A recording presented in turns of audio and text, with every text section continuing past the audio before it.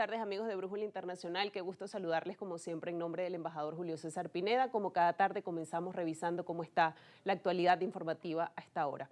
Y esta revisión la hacemos haciendo una actualización sobre el conflicto entre Estados Unidos e Irán, ya que Estados Unidos no ha terminado con Irán, según advirtió el presidente Donald Trump, 2 semanas después de la reanudación de las hostilidades en Oriente Medio, que amenazan también con extenderse al Mar Rojo.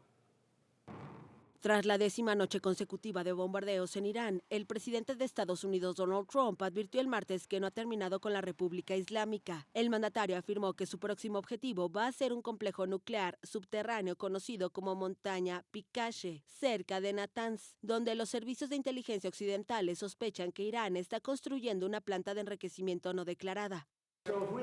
Si nos vamos ahora mismo, le tomará a Irán 20-25 años reconstruirse y no hemos terminado todavía. La presión sobre la economía global aumenta, ya que Irán impone un cerco en el estratégico estrecho de Hormuz y el lunes sus aliados en Yemen, los rebeldes hutíes, afirmaron que quieren bloquear la navegación desde y hacia puertos de Arabia Saudita, aliado de Estados Unidos en el Mar Rojo. Tras el anuncio, los precios del petróleo alcanzaron el lunes su nivel más alto desde hace un mes, y aunque el martes bajaron ligeramente, el barril de Brent sigue por encima de los $90. Trump también amenazó el martes a los hutíes y afirmó que si avanzan en el cerco se encargará de ellos. Mientras que el presidente iraní, Masoud Pezeshkian, dijo que su país está inmerso en una guerra total. En el otro extremo de la península de Arabia, las tensiones en torno al control de Hormuz condujeron a la reanudación el 7 de julio de las hostilidades entre Irán y Estados Unidos. Como ya hizo al comienzo de los bombardeos israelo-estadounidenses el 28 de febrero, Irán respondió con ataques a aliados de Washington en el Golfo y Oriente Medio como Siria, Jordania o Irak. Los guardianes de la revolución, el ejército ideológico de Irán, aseguraron que sus fuerzas habían destruido sistemas de defensa antiaérea e instalaciones de radares en Bahrein y Kuwait. En este último país, las autoridades pidieron a la población que racione el uso de aire acondicionado, después de denunciar que Teherán había atacado instalaciones de desalinización y centrales eléctricas. El ministro del Interior de Irán, Eskandar Momeni, visitó Pakistán, mediador en el conflicto, y el primer ministro de Pakistán, Shehbaz Sharif, instó a todas las partes a actuar con moderación y abstenerse de tomar medidas que pudieran desestabilizar aún más la región. En tanto, el secretario de Defensa estadounidense, Pete Hegseth, declaró que la guerra en Irán ya costó $37.500 millones a Estados Unidos, un aumento de casi 30% con respecto a la última estimación de 29.000 millones. Y los ataques estadounidenses dejaron al menos 50 muertos y más de 500 heridos en el lado iraní desde la reanudación de los combates, según el último balance oficial publicado el viernes. Del lado estadounidense, 3 militares fallecieron en Jordania e Irak en los últimos días. Y en otras informaciones, el presidente ucraniano Volodymyr Zelensky, que destituyó a Oleksandr Syrskyi, comandante en jefe del ejército de Ucrania, y lo sustituye por el popular comandante de las fuerzas conjuntas, Mihailo Drapati, en medio del descontento tras la salida del ministro de Defensa. El presidente ucraniano Volodymyr Zelensky dijo el martes que destituyó a Oleksandr Syrskyi, comandante en jefe del ejército de Ucrania, y lo sustituye por el popular comandante de las fuerzas conjuntas, Mihailo Drapati, en medio del descontento tras la salida del ministro de Defensa. Oleksandr Syrskyi, de 60 años, ocupaba este cargo desde 2024. Dirigió la defensa de Kiev al comienzo de la invasión rusa en 2022. Su destitución se produce después de varios días de manifestaciones en apoyo al ministro de Defensa, Mikhailo Fedorov, destituido el 14 de julio. Este último acusó a Syrskyi de haber presionado a la salida y de obstaculizar su intento de reformar el ejército.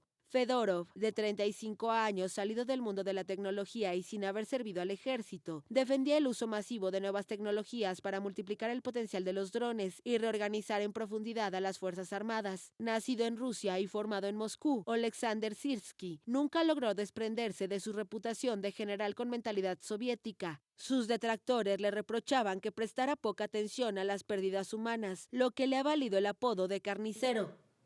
Y hasta ahora también revisamos información en nuestra región, puntualmente en Colombia, ya que el nuevo Congreso del país propinó su primer golpe al mandatario electo de ultraderecha, Abelardo de la Espriella, al votar en contra de su candidato a la presidencia del Senado, un inicio adverso en su intento de construir mayorías legislativas. El Congreso de Colombia propinó el lunes un revés a Abelardo de la Espriella. El candidato del presidente electo a liderar el Senado perdió la votación al comienzo de una nueva legislatura, luego de que la izquierda derrotada en el balotaje del 21 de junio se uniera a la derecha tradicional. Los legisladores eligieron a un dirigente del partido del expresidente Álvaro Uribe, que en los últimos días tomó distancia del próximo gobierno. Sin partido propio y con un discurso antisistema, de la Espriella busca apoyos de los congresistas antes de su investidura del 7 de agosto. El abogado millonario de 47 años ha dicho que recurrirá a decretos en caso de que el Congreso bloquee sus reformas, mientras que sus adversarios lo tildan de autoritario. Ahora deberá tejer alianzas para llevar a buen puerto propuestas como recortar un 40% el tamaño del Estado, atacar militarmente con mano dura a los grupos narcotraficantes y desmantelar el Tribunal de Paz surgido tras el histórico acuerdo con la guerrilla FARC en 2016. El partido que más lo respaldó en campaña tiene una representación minoritaria de apenas 5 escaños en ambas cámaras. A esta hora también hay información de Chile, ya que el Congreso del país aprobó casi la totalidad de una mega reforma legislativa con la que el gobierno busca cambiar el rumbo económico del país y atraer más inversiones. Una de las principales promesas del presidente José Antonio Kast. Las modificaciones incorporadas por el Congreso de Chile aprobó el martes casi la totalidad de una mega reforma legislativa con la que el gobierno busca cambiar el rumbo económico del país y atraer más inversiones. Una de las principales promesas del presidente de derecha, José Antonio Kast. Y de aquí en adelante lo que vamos a hacer es que de una vez por todas vamos a poner orden en Chile y además vamos a hacer crecer este país. Muchas gracias, presidente, y voto a favor. El proyecto es muy resistido por la oposición, que considera que solo favorece a los sectores más ricos y que podría reducir los presupuestos estatales para ayudas sociales. Rechazo este proyecto, presidente, y espero que la mayoría, que quienes dicen defender a la clase media y a la gente, se pongan del lado de la gente. La izquierda también critica el congelamiento de las condiciones tributarias por 20 años para las inversiones que superan los 350 millones de dólares y la obligación de reembolsar gastos de inversión a las empresas a las que la justicia les revoque sus permisos ambientales. Pero esta reforma es totalmente nefasta para todos nosotros. En lo que es la naturaleza, más que nada, y bueno, cosas tan simples como la salud, la educación, las ayudas sociales que han aportado mucho y que ha costado muchísimo también sostener durante muchos años. La propuesta de Kast incluye varios beneficios tributarios, como una rebaja gradual del impuesto a la renta de las grandes empresas, del 27% al 23%, cercano al promedio de los países desarrollados. Me gusta la reforma porque creo, a mi parecer, que es una iniciativa que no está ideologizada, va en apoyo a muchas empresas y a las pymes, que son las más importantes, que son las que absorben la mayor mano de obra acá en Chile, y creo que va a ser una inyección económica importante, y eso es lo que uno ve en cierta medida a través de los diarios y las noticias, y creo que a Chile necesita esa inyección porque han habido fuga de capitales que realmente hay que invitarlo a que regrese.